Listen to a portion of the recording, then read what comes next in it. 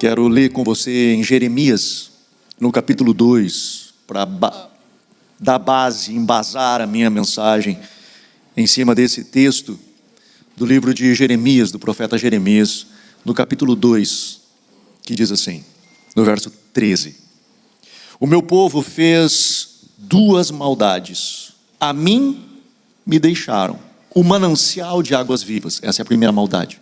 E a segunda maldade: e cavaram cisternas rotas, que não retêm as águas.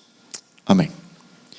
Pai, eu oro pedindo, Deus, que Tu nos abençoe nessa noite, que Teu Espírito fale conosco, que estejamos sensíveis à Tua voz e que possamos ouvir do Teu Espírito. Ministra, Senhor, as nossas vidas. Eu te peço em nome de Jesus. Amém. O que tem afligido o nosso coração, e quando eu digo nosso, me refiro a nós, os pastores, que nos debruçamos sobre esse tema, porque faz parte, é nosso, é daquilo que nós vivemos. Mas ele não é um problema só nosso, da nossa comunidade.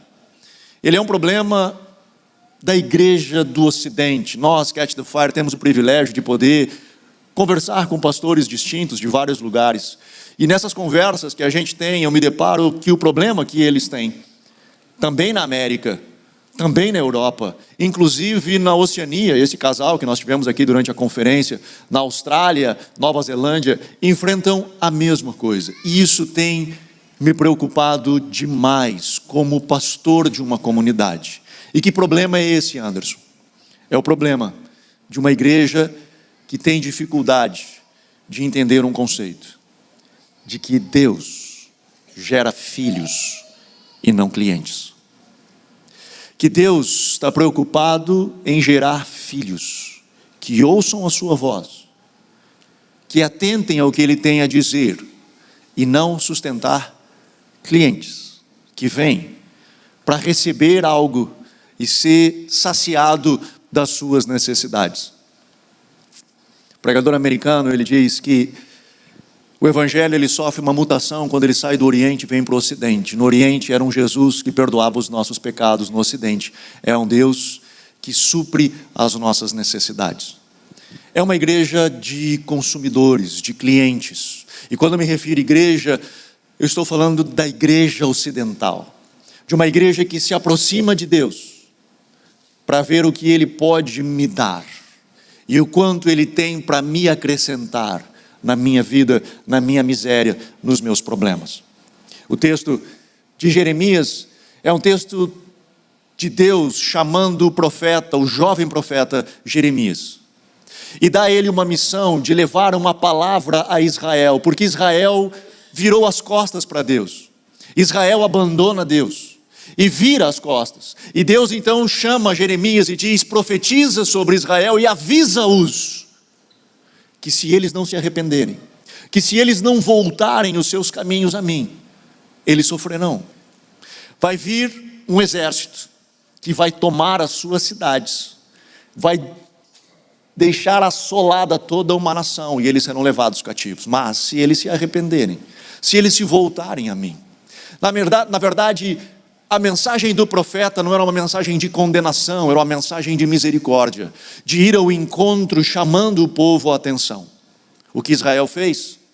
Pegou Jeremias e o jogou dentro de um buraco. Fica aí, cara, eu não quero ouvir o que tu tem para dizer.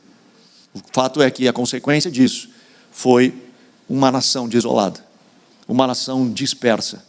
Jeremias escreve depois o que nós conhecemos hoje como Lamentações de Jeremias, lamentando tudo aquilo que ele viu acontecer.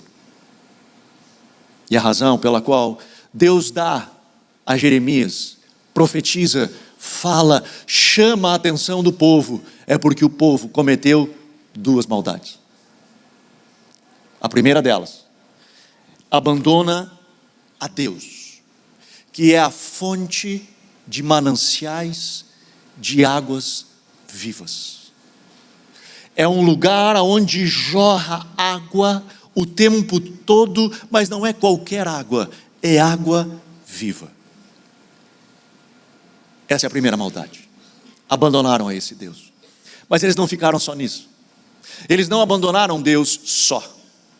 Eles construíram cisternas.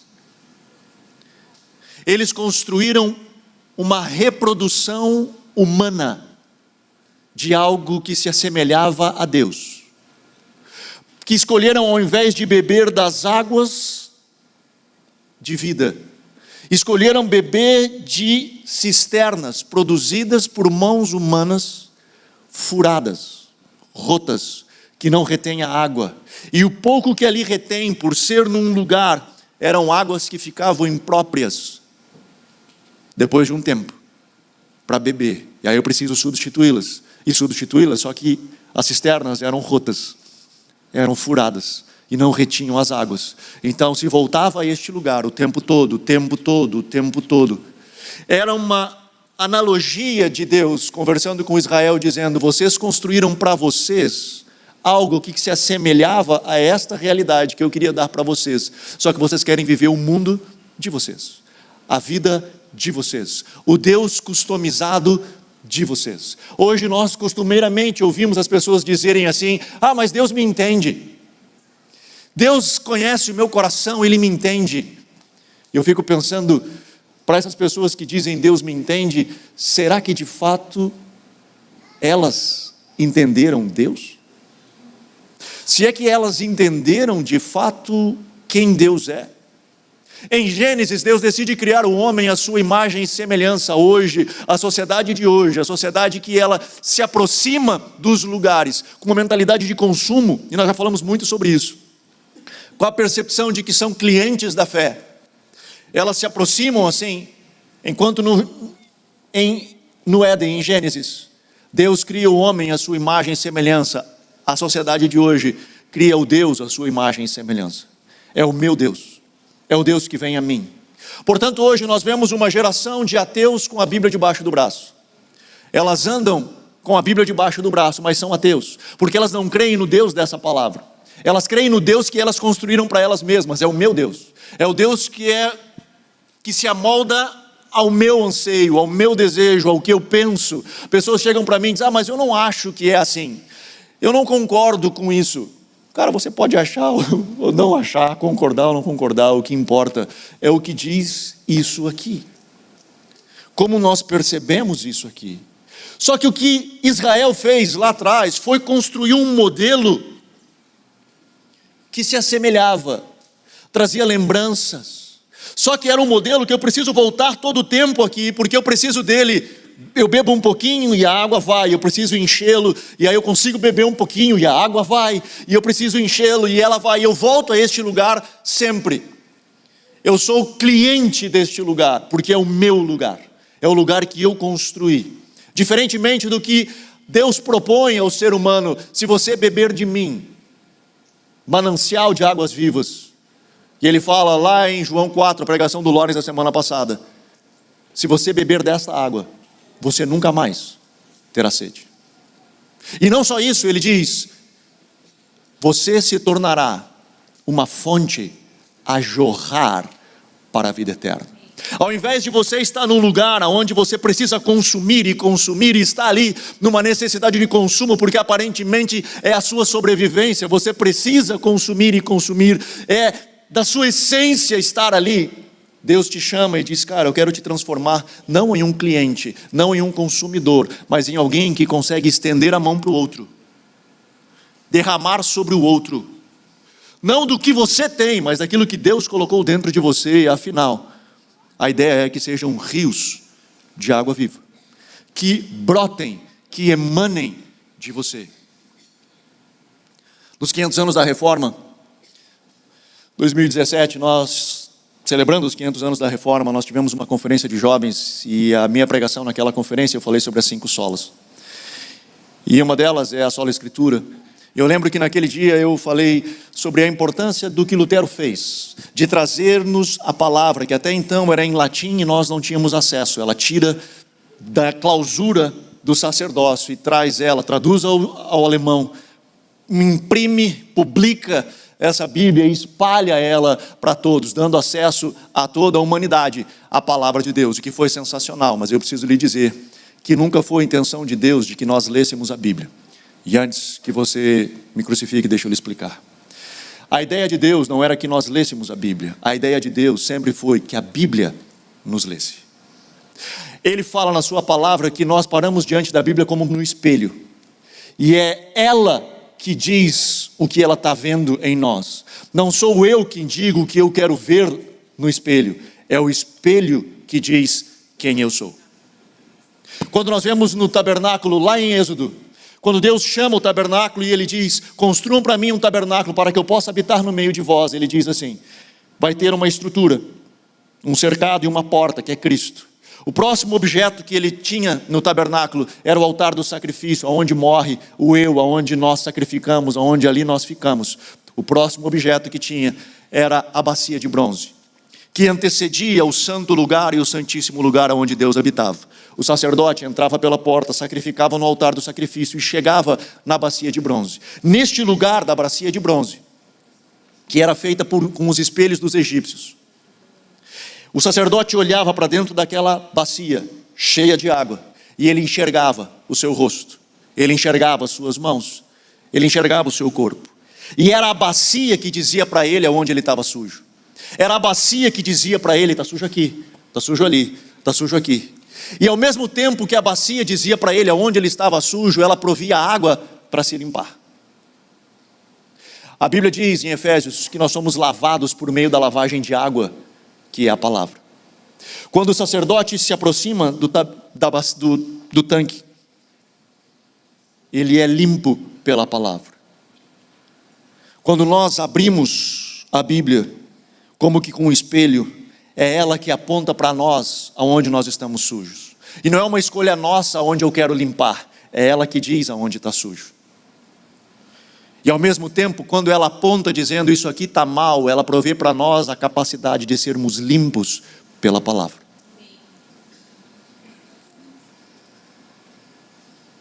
Nós vemos hoje a igreja evangélica dando mãos com a igreja católica para lutar por causas que são justas e próprias. Nós vemos ela saindo em passeatas contra aborto, ideologia de gênero e tantas coisas, o que está tudo certo.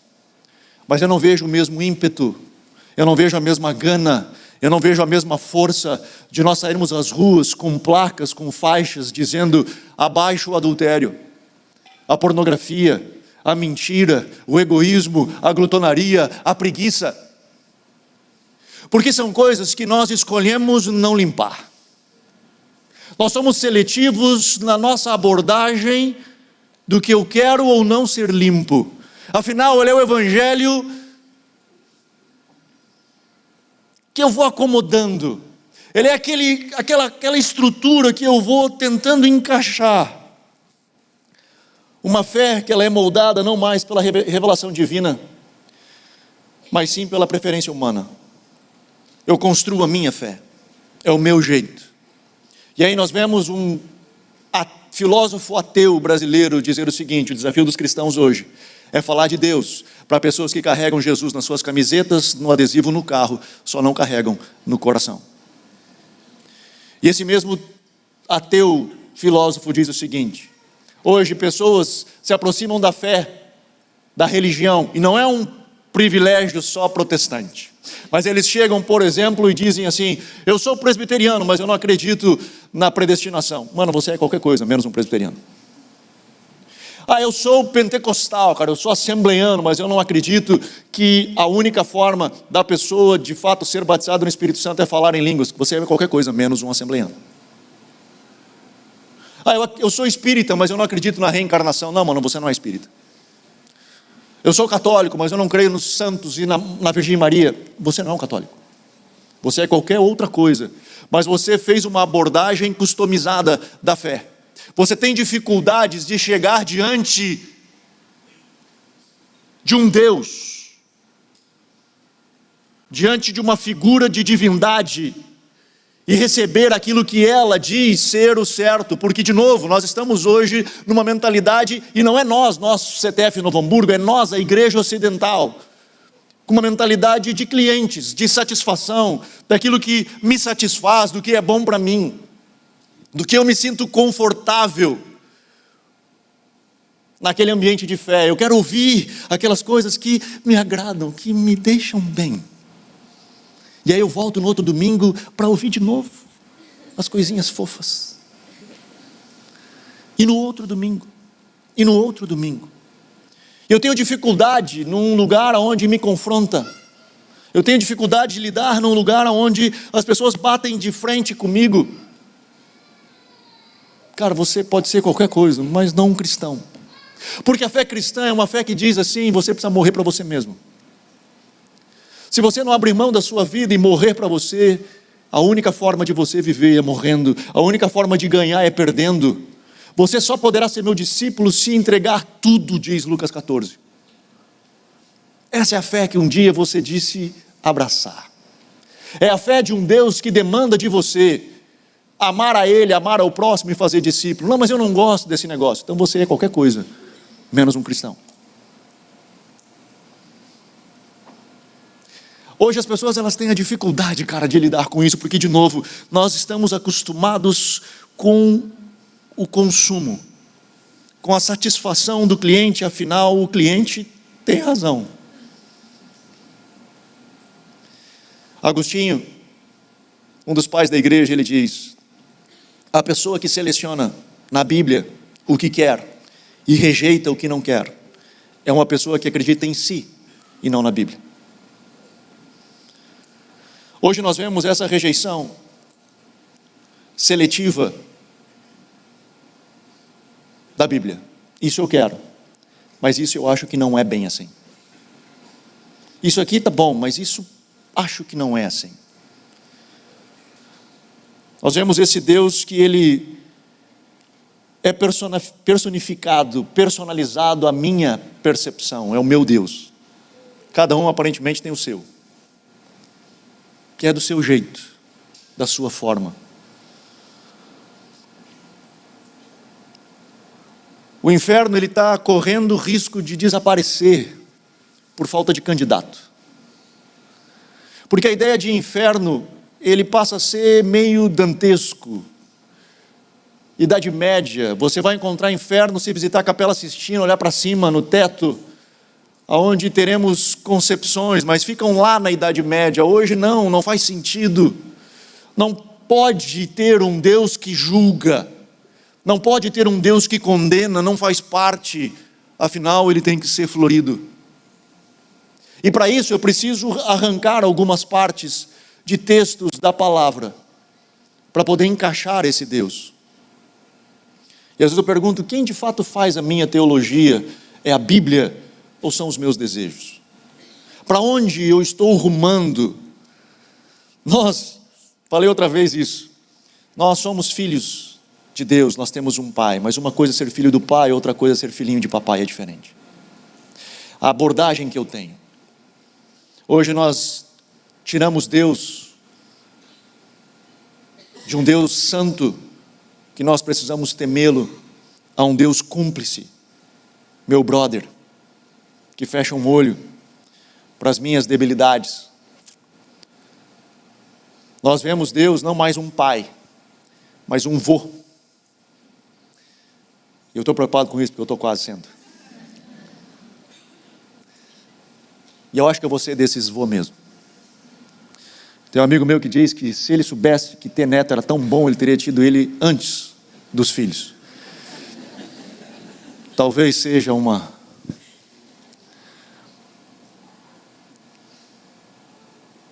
Mas eu ainda não sou vô. Mas eu já tirei uma base pelos meus sobrinhos, que não pode fazer tal coisa, não pode. A Nicole, a primeira vez que ela comeu doce foi comigo. Ela devia ter uns 2 anos e meio, sei lá, 3, nunca tinha comido doce na vida. Estava eu com ela no colo, passei do lado de uma fonte de chocolate. Tirei o bico dela, enfiei na fonte de chocolate, coloquei na boca. Ela botou o bico na boca, arregalou uns olhão desse tamanho, tirou o bico e me deu. Enfiei na fonte de chocolate, botei na boca dela, e desde então somos melhores amigos.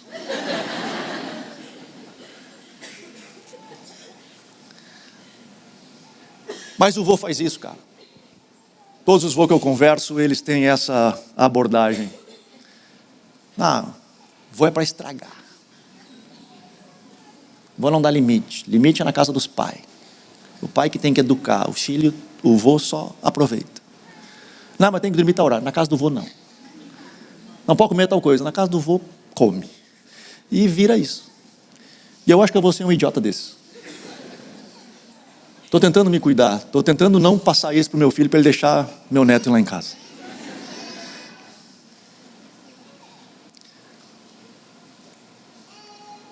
Mas a gente ser vô idiota assim, não contribui muito, confesso. Mas meu ponto aqui, cara, é quando nós achamos que Deus é vô. E que nós podemos fazer qualquer coisa na casa dele. Meu ponto é achar que, não, estou na casa do vô. Em nenhum momento você vai encontrar na Bíblia que Deus é vô, Ele é pai. E nós que vivemos, e agora trazendo a nossa realidade CTF Novo Hamburgo, ou CTF Catch the Fire, um dos nossos valores é a paternidade de Deus. Nós cremos num Deus que é pai, que arranca de nós toda a ideia de performance, de desempenho. A nossa identidade é de filho, nós somos libertos disso, encontramos no pai, um pai que nos ama incondicionalmente. Ao mesmo tempo, nós encontramos um pai lá de Hebreus que diz que ele açoita e disciplina a todo que recebe por filho, não por mal. Ele fala no mesmo texto de Hebreus, para que nós venhamos a nos tornar participantes da sua santidade. Em outras palavras, que nós venhamos a nos tornar semelhantes a Ele. Ou seja, o que Deus quer é que nós continuamos bebendo de água, de mananciais de águas vivas, ao invés de nós criarmos alguma coisa paralela, que se assemelha, que lembra aquilo, e nós ficamos girando ao redor disso, só que é um troço de cisternas rotas, de água talvez já insalubre, que nós estamos ali, tentando engolir, e não conseguimos. Hoje nós vemos uma igreja que está muito acostumada ao Cristo que estende a mão, mas tem dificuldades de lidar com o Cristo da cruz. Ela consegue lidar com o Cristo do domingo, mas não consegue engolir o Cristo da sexta-feira da paixão. O do domingo da ressurreição, o brilhoso, o corpo glorificado, aquele que abençoa, que entrega, é maravilhoso. Mas aquele que nos aperta, aquele que nos demanda, aquele que sofre, o sofrimento é difícil de lidar. Sendo que o próprio Filho, diz o texto de Hebreus, aprendeu por aquilo que sofreu. Hoje nós vemos, entre aspas, um evangelho, um novo evangelho, que exige pouco, promete muito e transforma quase nada. E eu confesso a você, cara, que eu me recuso a ser pastor de clientes. Porque se eu incentivar isso, e talvez incentivando eu posso encher uma multidão, milhares e milhares de pessoas, eu estou fazendo vocês beberem de cisternas rotas, de uma água não potável. Eu preciso, de alguma forma, como pastor, e essa é a minha preocupação com a comunidade a qual eu pastoreio, de que nós venhamos a levantar os nossos olhos e olhar para dentro de nós, identificar, cara, o que eu criei de paralelo, aonde eu fiz a minha fé, o meu modelo, a minha estrutura, aonde eu não consigo me debruçar em favor do outro, aonde eu não consigo transbordar. Afinal, como eu falei antes, a exigência nossa da fé em cristã é amar a Deus, amar ao próximo e fazer discípulo. A igreja cristã é uma igreja que deve beber dos mananciais de água viva, e esse manancial transformar a sua vida a ponto de transbordar para o outro. Quando nós olhamos a igreja mundial, nós vemos uma igreja que estende a mão para o faminto, ela alimenta quem tem fome, ela veste quem tem frio, ela visita o preso, ela suporta a viúva, ela alcança o órfão. É uma igreja que cuida de casamento, que liberta o viciado na pornografia, nas drogas, em qualquer vício. É uma igreja que estende a mão, e a gente pergunta, quem faz isso? A igreja. Quem é a igreja? Nós quem? Eu e você. Não é o pessoal da igreja, sou eu e você. Somos nós. Às vezes nós dizemos, não, o pessoal lá da igreja faz. Não, o pessoal da igreja faz. Eu e você. Enquanto, cara, eu não entendo isso, da importância de eu me debruçar em favor do outro, e eu não estou me referindo aqui necessariamente a você ter que servir de voluntário na igreja, não é disso que eu me refiro só, é de você estender a mão em favor do outro. Meu irmão, a gente quer que você se sinta confortável. Nós fizemos de tudo aqui. Tem ar-condicionado, tem cadeira, tem telão, tem som, tudo a gente tenta fazer.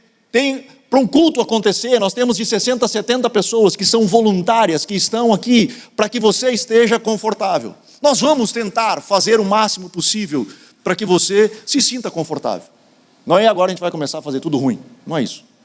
Mas a ideia de trazer você um conforto é para que você consiga conhecer o Cristo, facilitar o caminho de você conhecer o Cristo. E uma vez conhecendo o Cristo, esse Cristo vai te tirar da tua zona de conforto. Vai tirar você de você estar sentado ali só assistindo tudo acontecer e vai dizer, cara, agora está na hora de você estender a mão para o outro, e ajudar o outro, e cuidar do outro, e fazer alguma coisa pelo outro. Não é só ficar parado. Você que está nos visitando hoje, seja muito bem-vindo. Espero que você esteja confortável.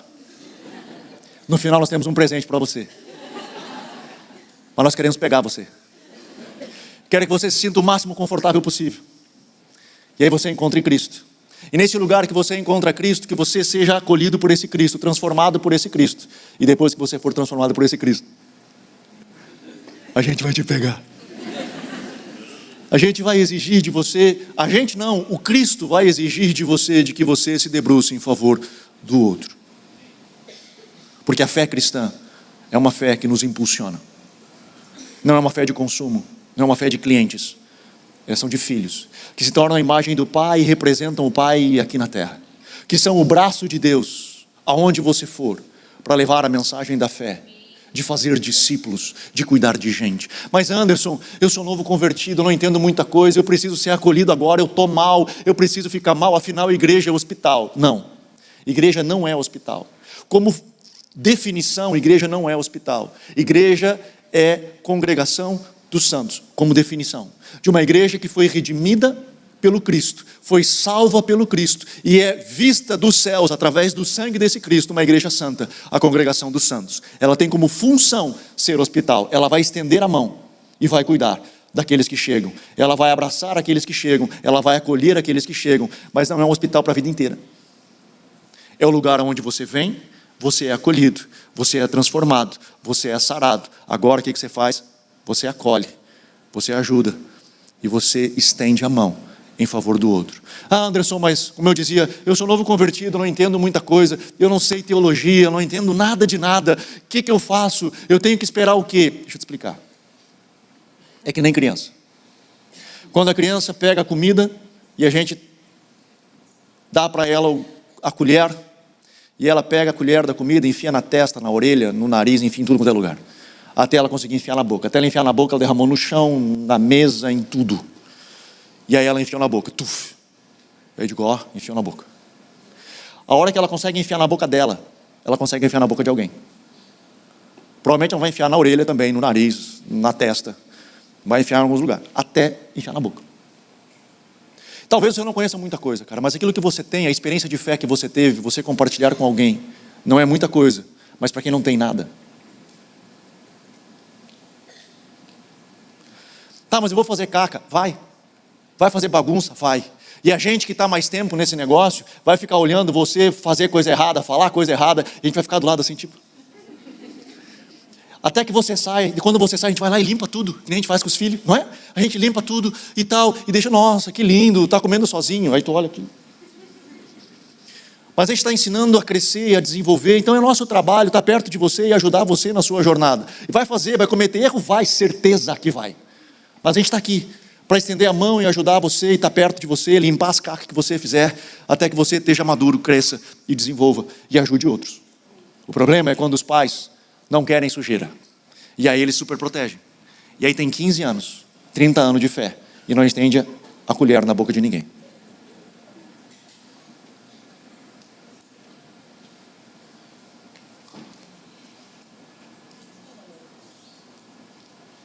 Nós estamos numa jornada, cara.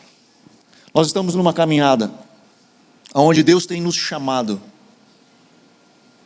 a beber de mananciais de águas vivas.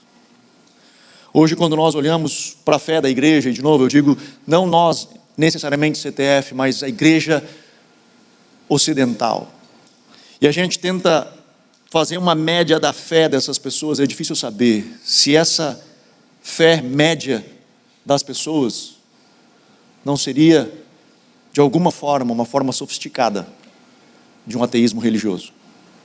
Porque se criou uma estrutura que se assemelha, mas ela tem vida própria, ela tem consumo próprio, ela gira, é o meu Deus, é a minha fé, é o meu negócio, minha coisa.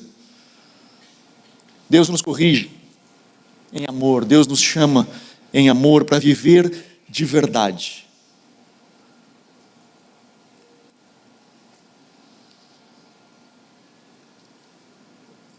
Eu me pergunto isso. Cara, eu estou vivendo de fato o Deus da Bíblia ou eu estou vivendo uma versão confortável que eu construí dele?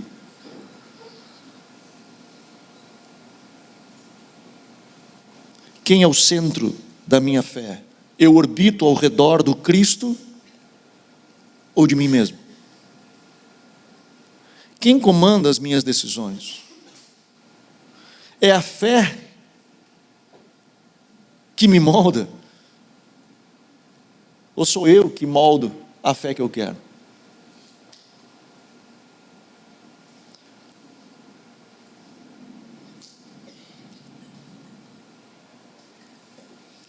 Na verdade, o meu anseio é a gente conseguir rasgar a capa de fé customizada. A gente conseguir abrir mão daquilo que a gente, porventura, em algum lugar da nossa vida, a gente colocou essa capa e passou a viver a partir disso. Tem uma expressão que eu acho interessante. Nós precisamos viver a partir do espírito de adoção e não da fé de aluguel. Cristo nos chama para sermos filhos dele e não nós alugarmos uma fé nossa, construída a partir da nossa concepção. Que o barulho da fé fabricada cesse e que nós possamos ouvir a voz desse Deus que nos chama. Eu admiro Paulo, e eu encerro com isso. Eu admiro demais Paulo, o apóstolo Paulo. Tirando Cristo no Novo Testamento, Paulo é meu herói. Amo Paulo. Estudo Paulo, gosto do Paulo.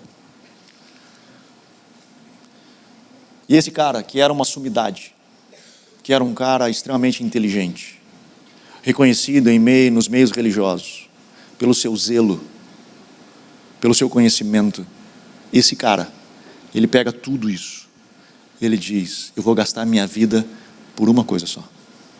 Eu considero perda de tudo pelo conhecimento de Cristo. Eu vou gastar a minha vida para que eu tenha certeza de que eu estou vivendo gira ao redor do Cristo.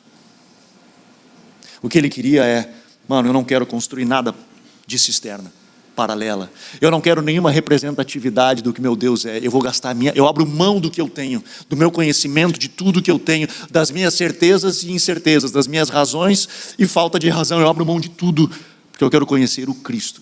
Eu quero beber de águas que são mananciais de água viva e que do meu interior fluam esses rios, que eu seja fonte a jorrar para a vida eterna. Que assim sejamos todos nós, em nome de Jesus. Amém? Vamos ficar de pé.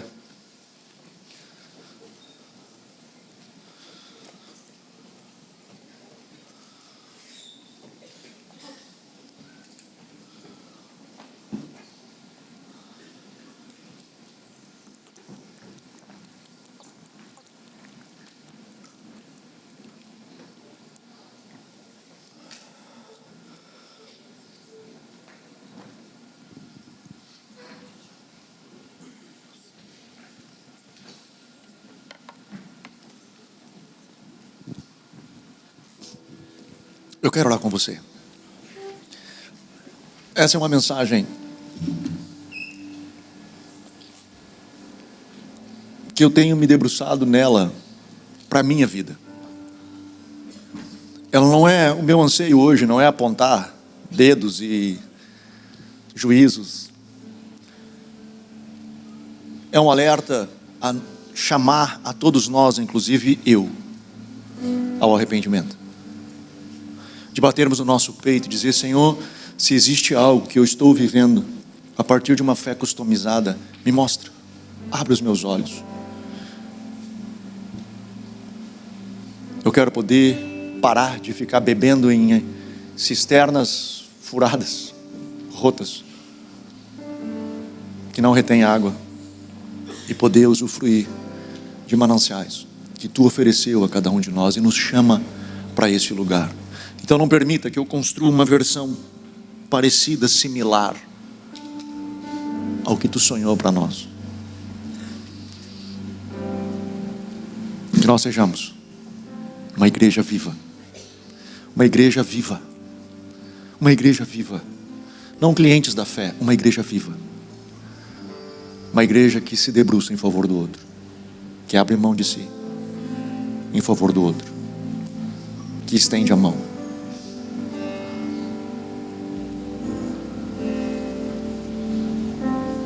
Comece a orar, converse com o teu pai, converse com o papai. Você chegue diante dele, diga: Senhor, me mostra se porventura eu tenho vivido uma fé customizada, se porventura hoje eu sou um cliente, não filho. Fala comigo, fala comigo, em nome de Jesus.